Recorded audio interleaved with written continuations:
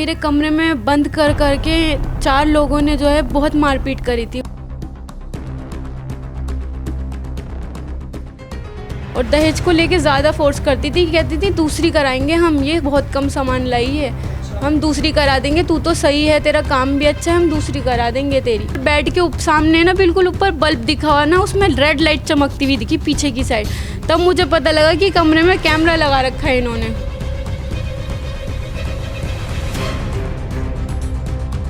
अब मुझे नहीं पता इनकी इंटेंशन क्या थी, इनकी कुछ ब्लैकमेल करने की इंटेंशन थी, क्या थी मुझे नहीं पता। राजधानी दिल्ली में लगातार जो है महिलाएं अपने ही घर में शिकार हो रही हैं, वो लगातार जो है प्रताड़ित हो रही हैं।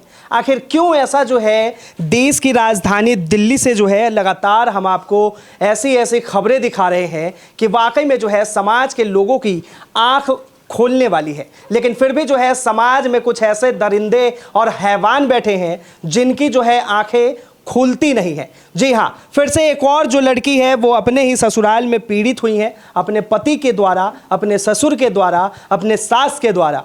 उनसे जुड़ते हैं, उनसे बातचीत करते हैं, तमाम जानकारी पहुंचाते हैं, फिर आपको हम बताएंगे। क्या नाम है आपका? मेरा नाम सामिया है। शामिया जी, ये आपका पाँव टूटा हुआ है, ये कैसे टूटा ये थोड़ा पहले बताइए। सर मुझे कमरा बंद करके मेरी शादी जो है अजीम चप्पल वालों के हुई हुई है, वो चितली कबर पर सब जानते हैं उन्हें, मेरी वहाँ पर हुई हुई है शादी। तो मुझे 19 तारीख की रात को 12:30 बजे मेरे कमरे में बंद कर करके 4 लोगों ने जो है बहुत मारपीट करी थी। उन 4 लोगों में जो है मेरे हस्बैंड मिराजुद्दीन, मेरी सास शाजिया, मेरे ससुर मोहम्मद शाहिद और मेरे नीचे ताया ससुर रहते हैं मोहम्मद जाहिद, जिनकी अजीम चप्पल वालों की दुकान भी है। उन्होंने ये सब मारपीट करी थी। किस वजह से जो है आपसे ये मारपीट की गई? सर वो शुरू से ही मुझे पसंद तो नहीं करते, इसलिए वो किलसते ज़्यादा रहते थे। इस मसले पे ना वो बहुत लड़ाइयाँ लड़वाते थे घर में, ज़्यादातर मियाँ से लड़ाई लड़वा देती थी। सास हर बार छोटी छोटी बातों पे भी, बड़ी बातों पे भी मियाँ के साथ चलती हुई कमरे में आती थी, कई बार मारपीट करती थी। दहेज जो है मेरे फादर ने जो है मुख्तसर सामान दिया था, क्योंकि उन्होंने 1 महीने में ही 2 बेटियों की शादी करी थी। पहले मेरी बहन की करी थी, फिर 1 महीने बाद ही मेरी शादी करी थी। तो मेरी शादी के टाइम पर उनका हाथ बहुत टाइट चल रहा था। इन लोगों ने शादी मांगी तो फिर हमें फादर को देनी पड़ी। तो उन्हें ये उम्मीद थी कि चलो इन्होंने अभी कम दिया है सामान, तो बाद में शायद देते जाएंगे धीरे धीरे करके। तो बीच बीच में उन्होंने कई ताने मारे, फ़ोन भी किए कि ये वो इतना कम सामान लाइए। तो मेरे फादर ने 1 साल बाद इनको वॉशिंग मशीन भी दी। अच्छा, आपकी जो शादी है वो लव मैरिज हुई थी, अरेंज मैरिज हुई थी? इन्होंने मतलब जो मेरे हस्बैंड ने, उन्होंने मुझे पहले पसंद करा था। मैं ट्यूशन जहाँ पढ़ाने जाती थी वहाँ पे पसंद करा था। तो इन्हें मैं पसंद आई, तो बात हुई तो इन्होंने कहा कि शादी करनी है। मैंने कहा अगर आपके पेरेंट्स राज़ी हो जाएं तो देख लो। तो फिर इन्होंने अपने पेरेंट्स को राज़ी किया, फिर इन्होंने रिश्ता भिजवाया तो हमने हाँ कर दी। फिर शादी हो गई थी सबकी रजामंदी से। तो स्टार्टिंग में तो सब सही चला, बाद में वो मुझे एक्सेप्ट ही नहीं कर पा रहे थे वो लोग। आपके हस्बैंड क्या करते हैं? मेरे हस्बैंड जो हैं वो करोल बाग में उनकी यूज्ड कार जो है वो सेल करते हैं, निसार ऑटो डील नाम से, वहाँ पे करोल बाग में उनकी वो है शॉप है अपनी। ये बताइए, ये जो पूरा विवाद है, आपको जो है प्रताड़ित किया गया, आपके साथ लड़ाई की गई, ये क्या दहेज को लेकर हुआ? दहेज को लेके भी था सर।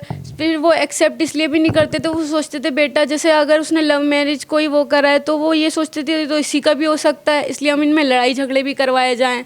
खुद भी आके जैसे मारपीट इसलिए करती थी कि बुरा बनाए इसे, और दहेज को लेके ज़्यादा फोर्स करती थी। कहती थी दूसरी कराएंगे हम, ये बहुत कम सामान लाई है, हम दूसरी करा देंगे, तू तो सही है, तेरा काम भी अच्छा है, हम दूसरी करा देंगे तेरी। जरा सोचिए, समाज में जो है कितने लोभी और लालची तरह के लोग हैं जो अपने बेटे का सौदा करते हैं। सौदा इसलिए कह रहा हूं क्योंकि जो है सरकार इस पे तमाम वादे करती है। तमाम वादे होते हैं कि दहेज लेना और देना कानूनन अपराध है, फिर भी जो है लड़के के माता पिता आज के समय में इतना अंधा लालची हो जाते हैं कि वो अपने बेटे का जो है मोल भाव करते हैं, बेचते हैं, और उस अवज में जो है किसी की बेटी, किसी की बहू जब बनती है तो वो इस तरह से शिकार हो जाती है, और इनकी आवाज़ को जो है सुनने वाला अभी कोई नहीं है।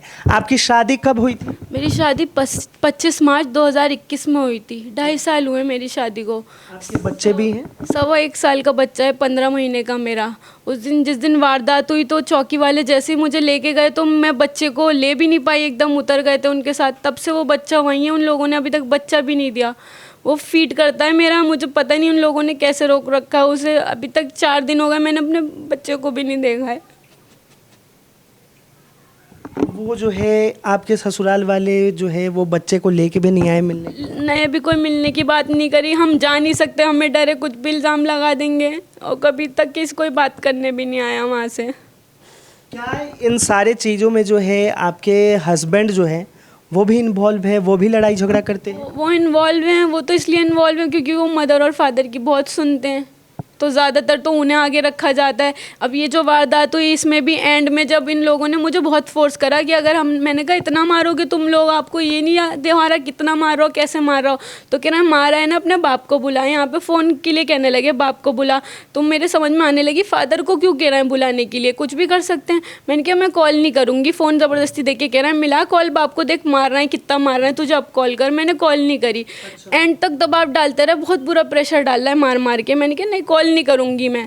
तो मैंने कहा अगर मैं ज़िंदा बची ना तो मैं आप सबकी कंप्लेन ज़रूर करूँगी। इन लोगों को फिर डर लगा ये कंप्लेन का, इसने बोल दिया अब हम इसे तभी कैसे मार दें। तो जब इनका सॉल्यूशन इनको नहीं दिखा ना, तो इन्होंने एंड में ये कहा उससे, मेरे हस्बैंड से, मिराजुद्दीन से, कि भाई ये तो लग रहा है कंप्लेन अब कर ही देगी, अब कुछ नहीं हो सकता, अब आपको भी नहीं बुला रही, जा थाने भाग के चला जा, तू जल्दी भाग थाने। तो उन्होंने उसको बाहर भगा दिया और मुझे अंदर धक्का दे दिया, फिर कुंडी लगा दी कमरे की। इससे पहले भी जो है इस तरह से आपके साथ लड़ाई झगड़ा मारपीट किया गया उस घर में? पहले कई बार मारपीट, शादी के 6 महीने बाद से ही हस्बैंड तो हाथ उठाने ही लगे थे। सास ससुर 1 साल बाद जो है हाथ उठाने लगे थे आके, जब भी देखो धक्के दे के चले जाएंगे। तो मारपीट होती रहती थी, थोड़े थोड़े करके इनके हाथ इतने खुल गए। मैं मदर फादर आते थे, समझा के चले जाते थे, चल घर करना है, छोड़, बात ख़त्म कर दे, बात ख़त्म कर दे। मैं भी घर करने के लिए चुप हो जाती थी। फिर बच्चा हो गया, मैंने सोचा बच्चे का भी तो फ्यूचर है, चलो चुप हो जाओ। बातें इतनी बढ़ गई हैं। अभी 1.5 महीने पहले भी इन लोगों ने बहुत मारा था, तब भी मैंने कंप्लेन करी थी। घर में घुसने तक नहीं दे रहे थे, सब अपनी चलाते हैं इनके यहाँ।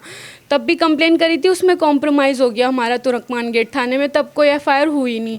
अब फिर 1.5 महीने से ये बहुत ज़्यादा किलसे हुए थे, तो फिर इन लोगों ने कहा अब भाई ऐसा मारेंगे कि ये खुद ही तुझे छोड़ दे किसी तरह। अच्छा, इनका यही फोकस बना था, अब ये खुद ही छोड़ेगी। अच्छा, आपकी पढ़ाई कितनी हुई है? मैंने बीकॉम कर रखा है, ग्रेजुएशन कर रखी है। कहीं जॉब? जॉब नहीं करी, पहले मतलब शादी से पहले मैंने ट्यूशन पढ़ा रखा है जी। शादी के बाद हाउसवाइफ हूँ। इस पूरे मामले को जो है लेकर जब आपने कंप्लेंट किया, रिपोर्ट लिखवाई, तो पुलिस की तरफ से क्या कहा गया?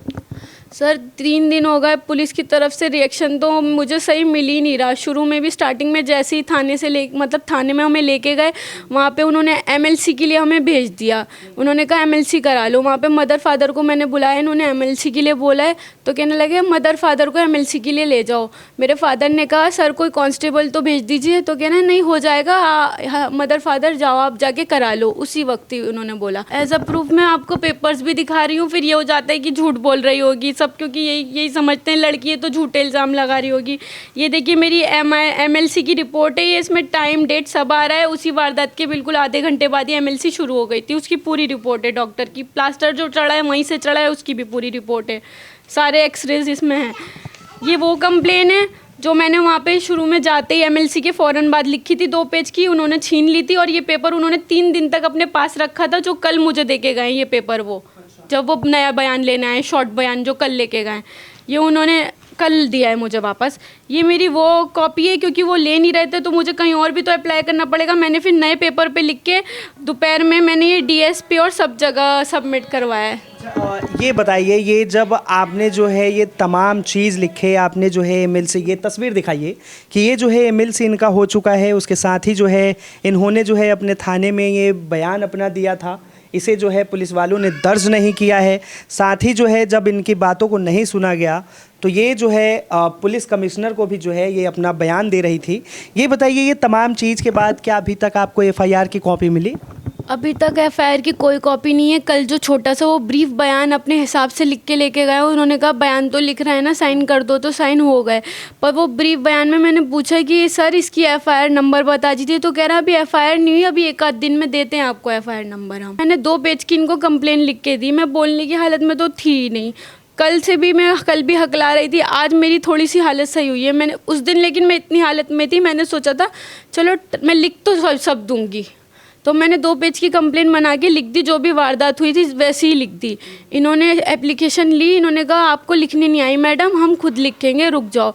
इन्होंने ना 4 पेज की, मतलब 4 लाइनों की एप्लीकेशन लिख दी, 1 पेज अपना लेके, और कहने लगे बेटा लो साइन करो। तो मैंने कहा क्योंकि मैं पढ़ी लिखी हूँ, मैं साइन ऐसे तो कर नहीं सकती, तो मैंने कहा सर वो वाली जो मैंने लिखी थी उस पर तो आपने साइन ही नहीं करवाए, और ये कौन सी है, ये मुझे पढ़ने दीजिए। कहने लगे पढ़ लो। अब मैंने उस पर मैटर पढ़ा तो इन्होंने ये लिख रखा 5 लाइनों में कि फलाना, ये मतलब सामिया हैं और इनके पति ने इनको मारा, इनके पति के साथ इनका झगड़ा हुआ, इनके पति ने मारपीट की, पति ने पैर पे मारा और पति के खिलाफ कार्यवाही की जाए।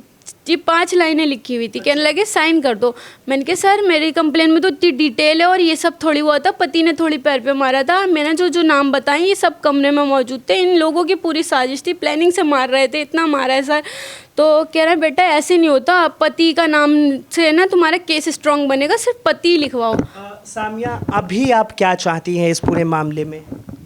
मुझे ये है, अभी तक भी जैसे इन्होंने बयान सिर्फ कल आके मुझसे 3 दिन बाद ये कल आके एक छोटा सा मुझसे बयान लेके गए हैं, वो भी बयान मेरे हाथों से इन्होंने लिखने नहीं दिया, खुद ही अपने हिसाब से लिख रहा है, और लाइनें मैं लिखवा रही हूँ तो लाइन ऐड नहीं कर रहा है और लाइनों को थोड़ा सा तोड़ मोड़ के लिख रहा है। कल भी एंड में आगे वो ज़्यादा वो जो है शाउट करने लगे, तो फिर वो कहने लगे आप साइन कर दो, बस इतना लंबा चला रही हो तुम इस बात को। तो मैंने साइन कर दिया, इन्होंने छोटा सा बयान लिया है। एफआईआर अभी तक नहीं हुई, कोई कहीं से कुछ नहीं हुआ, वो चारों लोग ऐसे के ऐसे ही घूम रहे हैं, अभी तक आज़ाद हैं। तो आप जो चाहती हैं कि इन चारों लोगों को जो है सजा हो? जी मैं यही चाहती हूँ, जो मतलब धाराएं बनती हैं, जो इन्होंने जुल्म करा है, कम से कम उसकी तो इन पे कार्यवाही तो करो, इंसाफ की तो बोलो कम से कम।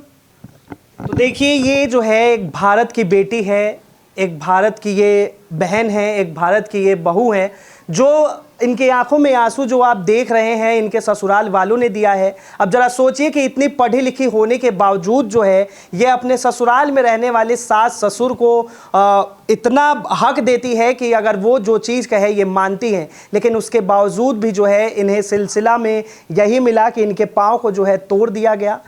इनके जो हाँ जी पैरों पे बन चोटें हैं, वो भी एमएलसी में आई हुई है, कमर पे घूसे लाते मारे, मुंह पे निशान थे, वो भी एमएलसी में आई हुई है। उसके अलावा सर इन्होंने कोशिश यही कर रखी है कि ये किसी तरह छोड़े, तो इन्होंने, मुझे ये पता है इन्होंने प्लानिंग से इस पूरी वारदात को अंजाम दिया है। अभी 1 महीने पहले इन्होंने मेरे बेडरूम में, जब मैंने 1.5 महीने पहले कंप्लेन करी थी, तो इन्हें फिर ये डर लगा लाओ हम कुछ इसके खिलाफ प्रूफ बनाए, इन्होंने मेरे बेडरूम में सीक्रेट कैमरा लगवा दिया। किसने लगवाया ये? मेरे जो हस्बैंड है मोहम्मद मिराजुद्दीन और मोहम्मद शाहिद, वो बिजली का कनेक्शन वाले को बुला के लाए और मेरे रूम में कुछ छेड़छाड़ करते हुए दिखे। मैंने पूछा तो कहने लगे हम स्विच सही करवा रहे हैं, तो मैंने ध्यान नहीं दिया। 3 दिन बाद जब मैंने बहुत नोट करा तो मुझे अपने बेडरूम के ऊपर, बेड के सामने ना बिल्कुल ऊपर बल्ब दिखा हुआ ना, उसमें रेड लाइट चमकती हुई दिखी पीछे की साइड। तब मुझे पता लगा कि कमरे में कैमरा लगा रखा है इन्होंने। अब मुझे नहीं पता इनकी इंटेंशन क्या थी, इनकी कुछ ब्लैकमेल करने की इंटेंशन थी क्या थी, मुझे नहीं पता। उसके भी सब हैंगे मेरे पास प्रूफ, जो इन्होंने कैमरा लगाया था। तो ये प्रूफ जो है ये इस चीज़ को लेकर आपने थाने में बातचीत की? सर तब तक मुझे ये नहीं पता था कि कैमरे के खिलाफ भी कंप्लेन होती है। मैंने बस उस दिन ये जब हस्बैंड आए, मैंने कहा कैमरा क्यों लगवाया, तो इन्होंने कैमरा डिस्ट्रॉय करवा के उसके पार्ट्स हटा दिए और कहने लगे बस ऐसे ही लगाया है, चोरों की वजह से कैसे लगवाया। तो बाद में पता लगा उस दिन कोई झगड़ा नहीं हुआ था, इसलिए मैंने कंप्लेन भी नहीं करी थी, तो कैमरे वाली बात दबा दी। पर मुझे नहीं पता इनकी इंटेंशन क्या थी, कुछ भी ब्लैकमेल करना चाहते हैं क्या नहीं चाहते, क्योंकि मैं वहीं पर बेड पे बैठ के फीड कराती हूँ। हमारा चेंजिंग रूम नहीं है तो चेंज वहीं करती हूँ मैं, मतलब मेरी सारी प्राइवेसी जो है वो वहीं पर है। तो ये जो है राजधानी दिल्ली का हाल है।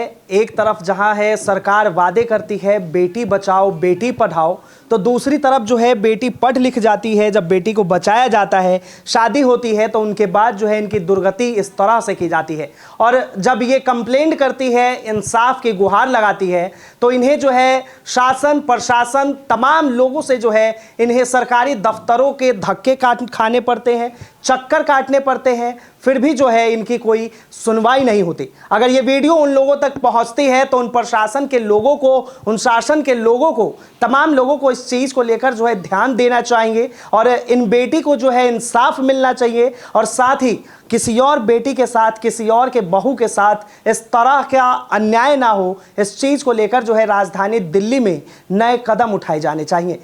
फिलहाल के लिए इतना ही। कैमरा जर्नलिस्ट शानू के साथ मैं Vinayak Kumar, Delhi up to date.